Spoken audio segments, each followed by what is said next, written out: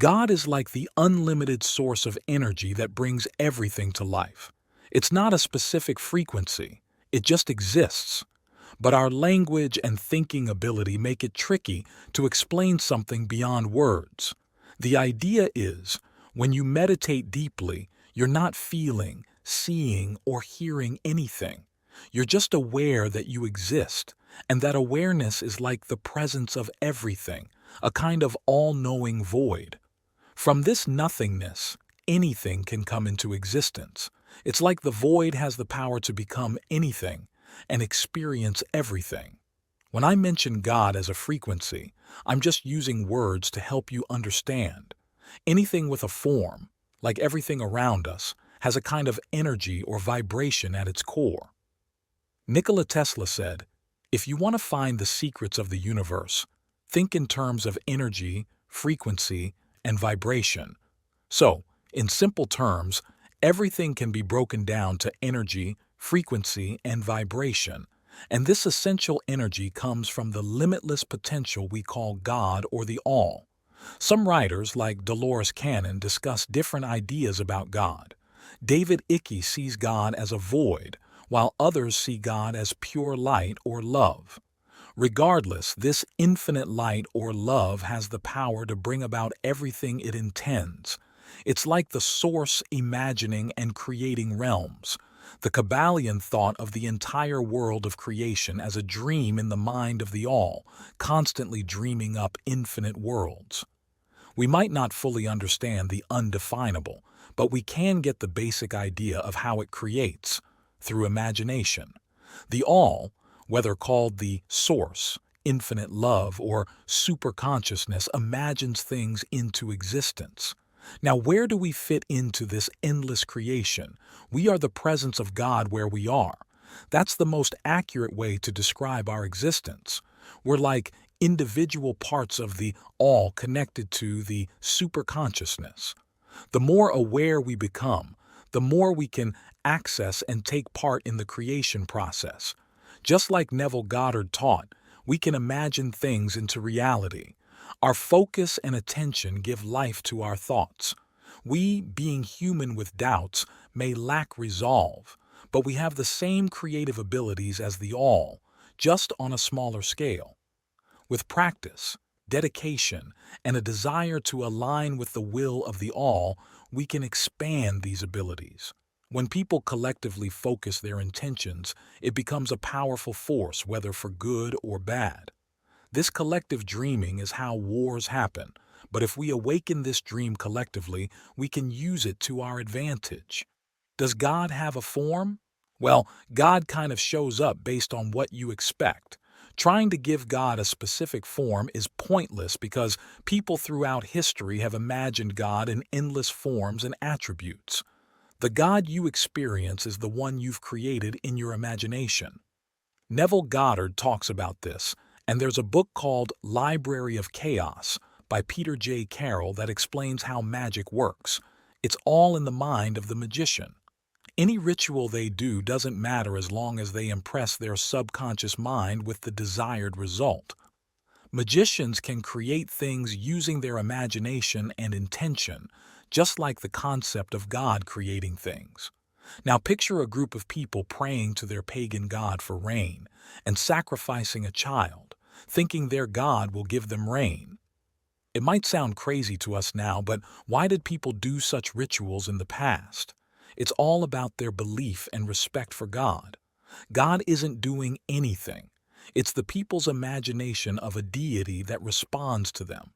If they believe in it strongly, even sacrificing a child might seem effective because of centuries of tradition. Whatever version of God you have is right for you, and it responds based on your state of being and consciousness. People have different experiences with God, and it's personal.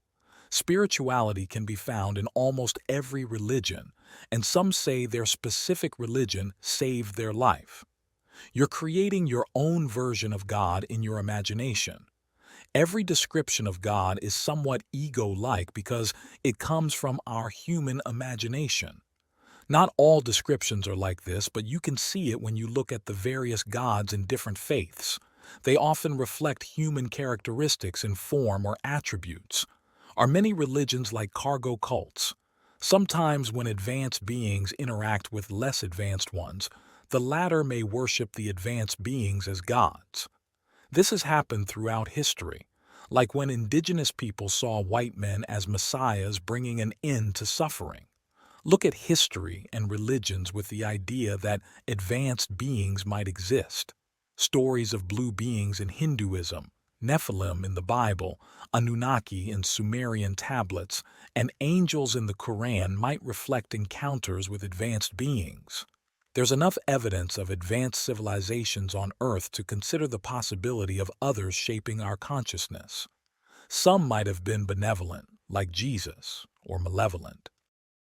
Belief is like a frequency. Your beliefs shape your reality. Dr. David R. Hawkins explained emotions and their frequencies in Power versus Force. What you strongly believe becomes part of your reality. Your imagination, as Neville Goddard says, is like God. Quantum physics explores the idea of a multiverse and infinite versions of you. Change your inner reality, and you change your physical reality. Magic is real in the sense that rituals and beliefs can work if you genuinely believe in them. You can serve the demonic and it will respond, not because of the blood of an owl, but because of the mindset of the practitioner. Every religion and spiritual healing works because of the person's belief in their deity, not the specific religion. You send the right frequency to the universe and it responds. Within us lies the potential for evil. When we view life solely through our egos and believe in separation, we create chaos. Why does this seed of evil exist within us, created by a supposedly all-loving God? Some researchers suggest that our minds have been tampered with by other beings, separating us from the divine. The Anunnaki theory and Dolores Cannon's idea of Earth as a school align with this, where we come to learn spirituality and burn karma to advance. The common thread is that we forget who we are when we arrive here, with a veil of amnesia shrouding our past. The seed of evil starts with this separation, rooted in survival and ego-driven lives. This, in my view, is intentional. Neville Goddard suggested that to truly understand what it's like to be human, God became man, and we must forget our divine nature for an authentic human experience. The veil of amnesia adds unpredictability to life. Unconscious people may choose evil as they lack divine knowledge, but the design allows for all possibilities. In simple terms, as long as people live through their egos and not their divine center, the seed of evil persists. The ego-driven I am us mentality is the source of evil, seemingly designed for a genuine human experience for God. How can you feel God in your daily life? God is present when your mind is quiet, as Eckhart Tolle suggests.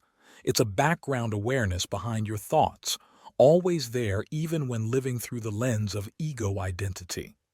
This state is a void of nothingness but pure experience, achieved by quieting the mind. Find a quiet, ideally dark space, use noise cancellation headphones, relax deeply, and eventually, thoughts will fade, bringing you to a floaty void state. This state is sought by spiritual teachers like Neville Goddard, who teaches a sleep-like state where your imagination shapes reality. The CIA uses it for remote viewing, and Dr. Joe Dispenza employs it for miraculous healing. Magicians reach it for performing magic, and Dr. Stephen Greer teaches it for connecting with extraterrestrials. In this state, you can experience infinite love, reported by those with near-death experiences. Practice this state, and you'll experience God in your life. It can make you autotelic, receiving hunches and inspirations in day-to-day life. Athletes call it being in the zone, where everything flows effortlessly. Why isn't this information widely known?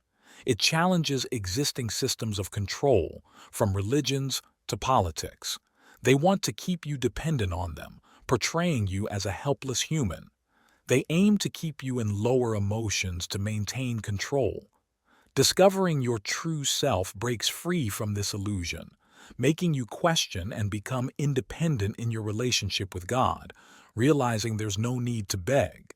So you naturally lose interest in following others, choosing to carve your own path.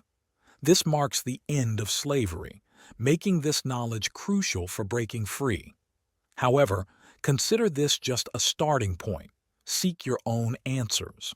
Some may wonder why information like this is allowed on YouTube if we're not supposed to know it.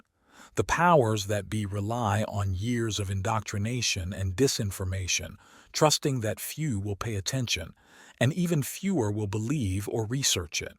I've witnessed firsthand the reaction of those deeply influenced by religion and generational beliefs, outright rejecting this information without exploring or giving it any consideration. The fear of shattering their entire identity and what they believe to be absolute truth holds them back. Embracing the truth or an alternative perspective can be daunting and requires a courageous heart. For those seeking answers, I've been developing a comprehensive model of reality. It aims to address questions about how our reality works, who we are, why we exist, and what happens after death. It's coming soon, so subscribe if you don't want to miss it. Keep searching for your answers. You might arrive at similar conclusions. Regardless of your findings, always stay true to your divine center, that is, I am. So, as we wrap up this exploration into the multifaceted nature of God, spirituality, and our own existence, we find ourselves standing at the crossroads of diverse perspectives and profound insights.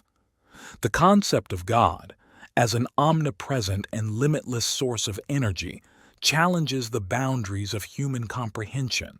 It eludes simple definition, transcending the limitations of language and cultural interpretations. Delving into the realms of energy, frequency, and vibration, we uncover the profound interconnectedness of the universe. The words of Nikola Tesla echo in our minds, urging us to think in terms of these fundamental elements to unlock the mysteries that surround us. Dr. David R. Hawkins adds another layer to our understanding, suggesting that our beliefs function as frequencies, shaping the very fabric of our reality. Magic, rituals, and religious practices take on new significance when viewed through the lens of belief and intention. The power lies not in the external acts themselves, but in the profound faith and conviction of those who engage in them. The idea that different beings or entities may have influenced our collective consciousness throughout history prompts us to reconsider the narratives embedded in various religious and historical texts. The exploration of the seed of evil within us invites introspection into the nature of separation and ego-driven lives. This introspection leads us to the intriguing possibility that our minds may have been influenced or tampered with by external forces. The Anunnaki theory and Dolores Cannon's concept of Earth as a school invite us to consider a purposeful design, where forgetting our divine nature is essential for an authentic human experience. The pursuit of feeling God in our daily lives takes us into the realm of quiet introspection, as suggested by Eckhart Tolle. This serene void found behind the noise of our thoughts becomes a gateway to profound experiences. Whether explored by spiritual teachers like Neville Goddard, utilized by the CIA for remote viewing, or employed by healers like Dr. Joe Dispenza, this state of awareness offers a connection to infinite love and inspiration. Yet, this valuable knowledge is not widely disseminated, and the reasons behind this lack of widespread awareness point to the challenging of existing systems of control. Institutions, from religious to political, often thrive on keeping individuals dependent and in lower emotional states. Discovering our true selves becomes a rebellion against this illusion, a step toward questioning and asserting independence in our relationship with God. As we navigate this intricate tapestry of beliefs and perspectives, the call to carve our own path becomes ever more resonant. The forthcoming comprehensive model of reality promises to further illuminate the fundamental questions about our existence, inviting all seekers to subscribe and join in the exploration. Regardless of the path you choose, the core message remains: stay true to your divine center, that profound I am within you. In carving your own path, may you continue to uncover the limitless potential that resides both within and beyond.